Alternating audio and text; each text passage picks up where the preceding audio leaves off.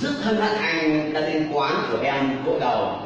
Giờ quán của em có rất nhiều loại dầu gội đầu. Anh dùng loại gì ạ?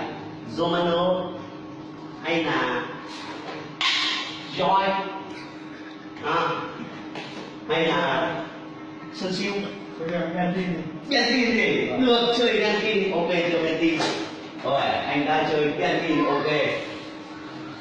Rồi thì em choàng em cẩn thận.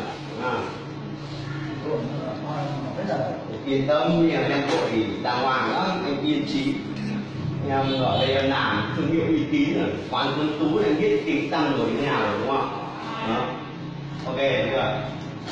Rồi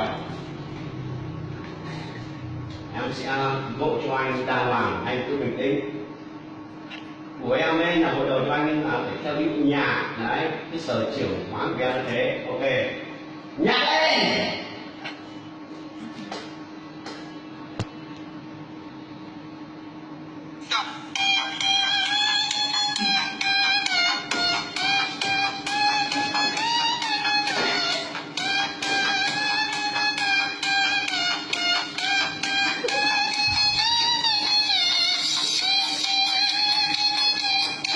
Anh đóng mắt vào, anh cứ mở mắt ra.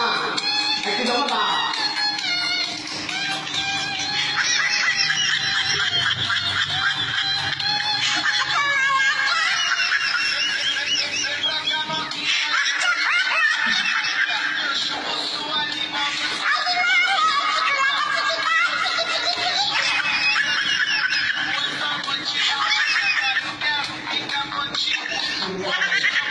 Đóng mắt vào. Ngoài ơi.